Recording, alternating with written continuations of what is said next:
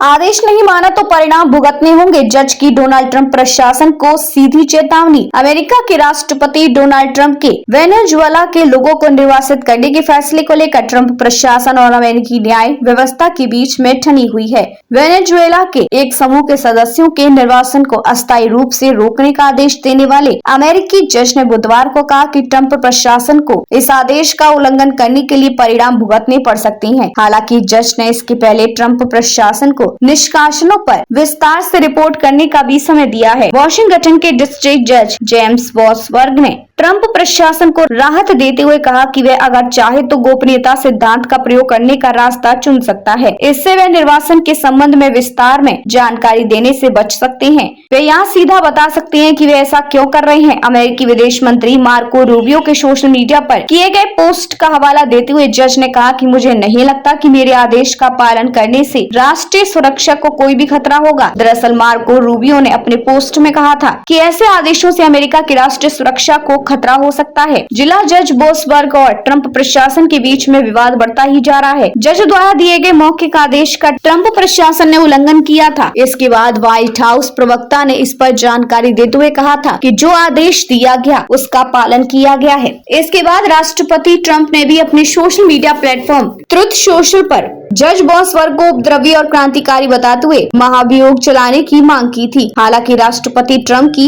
इस मांग को अमेरिकी सुप्रीम कोर्ट के मुख्य न्यायाधीश जॉन रॉबर्ट्स ने खारिज कर दिया था। दरअसल ट्रंप प्रशासन ने वेनेजुएला के एक गिरोह के सदस्यों को 18 सदी के एक कानून के तहत देश से बाहर निकालने का फैसला किया था। जिन लोगों को निर्वासित किया जाना था उनमें से कुछ लोगों का केस बॉसवर्ग की अदालत में चल रहा था। जब बॉसवर्ग को इसकी जानकारी दी गई तो उन्होंने इन लोगों को हिरासत में लेने का आदेश दिया। बॉसवर्ग के इस आदेश के बाद इन लोगों को निर्वासित करने के ट्रंप प्रशासन के फैसले पर सवाल खड़ा हो गया। यही नहीं, बॉसवर्ग ने वेनेजुएला के बाकी लोगों के निर्वासन पर भी अस्थायी तौर पर रोक लगाते हुए आदेश जारी कर दिया। जज को जब बताया गया कि कुछ लोगों को लेकर हवाई जहाज उड़ान भर चुका है तो उन्होंने मौखिक रूप से वापस बुलाने के लिए कहा। यहीं पर बात फंस गई। ट्रंप प्रशासन द्वारा लिखित आदेश का पालन तो किया गया, लेकिन मौखिक तौर पर दिए गए आदेश का पालन नहीं किया गया।